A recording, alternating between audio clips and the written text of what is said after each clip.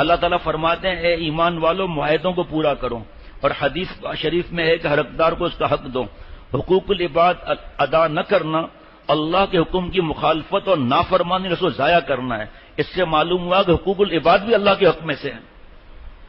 وراثت کہاں دے رہے ہیں؟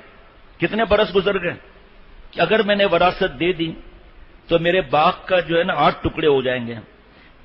ایسے لوگ ہیں جو آنکھوں سے آنسوں سے رو رہے ہیں کہ ہم نے وراثت دینی ہے، اور اس گھر میں 4 بھائی رہ رہے ہیں اور وراثت بھی دینی ہے۔ اب وہ کہتے ہیں بھائی اس کو بیچو تاکہ ہر ایک کو حق ملے، بہنیں پریشان ہیں، قرضے میں ہیں، اولاد کے دوائی کے لیے پیسہ بھی نہیں ہے، دماغ خراب، کس مولویوں کے چکر میں ہو، گھر بیچ کر ہم جا کے کرائے پر رہیں تو کرائے پر رہنا ہے۔ ارے اتنا آسان نصیحت پیارے شیخ فرماتے تھے کہ کسی کا ہمارے پر قرضہ ہے، نہیں دیں گے؟ بھائی کچھ آپ جواب دو نا بھائی، شریف آدمی قرضہ نہیں دے گا۔ والد کا انتقال ہوا، اب ہمارے پر قرضہ چڑھ گیا، اماں کا اور بہنوں کا اور بھائیوں کا، گھر بکتا ہے بک جائے۔ زیادہ لوگ کرائے پر رہ رہے ہیں یا اپنے گھروں میں رہ رہے ہیں؟ ہاں جی، تو پھر جو اللہ کے حقوق ادا کرے گا، حالانکہ حقوق العباد ہے، اللہ کا حق ہوا، قرآن پاک کا حکم ہے، تو جب وہ کرائے پر رہے گا اللہ اسے محروم کر دیں گے۔ برکت کا مطلب کیا ہے؟ پیارے شیخ نے فرمایا برکت کا مطلب ہے قلیل کثیر النفع۔ برکت نہیں ہے کثیر قلیل النفع، سب پیسہ ٹھڈے لائن لگ جائے گا۔ اللہ معاف فرمائے، زکوٰۃ نہ دیں، وراثت نہ دیں، چاہے بیانات کرتے رہیں، بیانات سے ایک ثواب ملے گا، اسی گناہ میں وہ بھی چلا جائے گا، بلکہ اور گناہ چڑھ جائے گا۔ پیارے شیخ فرماتے تھے جو بیان کرے عمل نہ کرے اور گناہ کر رہا ہے، توبہ نہیں کر رہا، ایک تو کیس وہی چلے گا اگر توبہ نہیں کی تو گناہ کا، دوسرا کیس چلے گا دھوکے باز۔ لوگ تم پر اتنا اعتماد کرتے تھے، دور دور سے آتے تھے، سفید داڑیاں رکھ کر بیان کرتے تھے، گھر میں شرعی پردہ نہیں، بیٹیاں نامحرموں کے ساتھ پڑھ رہی ہیں، نعوذ باللہ۔ پر عرض کرتا ہوں کہ اگر میراث صحیح تقسیم ہو اور زکوٰۃ اگر صحیح نکالی جائے تو شیکسپیئر کی کوئی بات ہمیں کرنے کی ضرورت نہیں ہوگی، ایسا نظام ہے یہ۔ جو زکوٰۃ نہ دے اس کے سونا اور چاندی کی تختیاں بنائی جائیں گی، حدیث پاک ہے، پیشانی، سینہ اور پشت پر داغا جائے گا دوزخ سے گرم کر کے، وہ ٹھنڈی پڑ جائیں گی پھر دوبارہ۔ ایک سانپ زہریلا، 2 نقطے ہیں اس آنکھ کی جگہ پر، ایک پھنکار مار دے سب ختم کر دے۔ دیکھ لو آپ کتنی حدیث مبارک ہے۔ اس وقت میں میراث کی بات کر رہا ہوں۔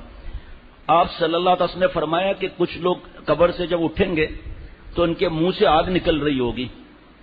اے نبی صلی اللہ علیہ وسلم وجہ؟ فرمایا یتیم کا مال کھایا ہے، ابا اماں کا انتقال ہو گیا، وراثت نہیں دی، بھائی یا بہن کا انتقال ہو گیا تو اب یتیم کا مال بھی کھا رہا ہے۔ اب سنیے، جو مال میت کے ترکے میں ہو اسے اس کے ورثاء تک پہنچانا ضروری ہے، کسی وارث کو میراث نہ دینا جائز نہیں۔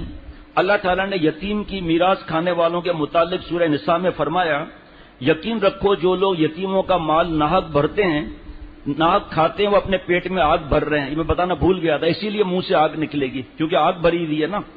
اور آپ صلی اللہ علیہ وسلم نے فرمایا جو شخص اپنے وارث کی میراث کاٹے گا اللہ تعالیٰ قیامت کے دن جنت کی میراث کاٹیں گے۔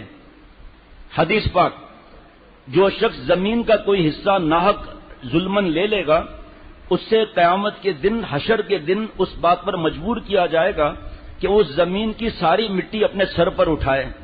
اسی طرح ایک اور حدیث پاک میں جو شخص کسی کی بالشت بھر زمین ازرائے ظلم لے لے اسے قبر میں اللہ تعالیٰ اس بات پر مجبور کرے گا کہ اس زمین کے 7ویں طبقہ زمین تک کھودتا رہے، پھر زمین اس کے گلے میں توق بن 7 فلور زمین اس کے گلے میں توق بن کر ڈالی جائے گی اور قیامت تک وہ اس حال میں رہے گا حتیٰ کہ قیامت کے دن لوگوں کا حساب کتاب ہو جائے گا۔ اب یہ بات دل میں کیوں نہیں اترتی؟ اس لیے کہ اللہ کی محبت نہیں سیکھی۔ اتنا پتا ہے کہ حرام عشق میں جان لینے دینے کے لیے تیار ہیں، حرام عشق میں لڑکے اور لڑکی کی ہر بات مانیں گے، تو یہ سمجھ میں نہیں آتا کہ جب رب کی محبت آئے گی، آپ صلی اللہ علیہ وسلم کی محبت آئے گی تو ان باتوں پر عمل آسان نہیں ہوگا، مزیدار ہو جائے گا۔ محبوب کو کیسے ناراض کروں؟ پالنے والے کو، بے حساب احسان کرنے والے کو کیسے ناراض کروں؟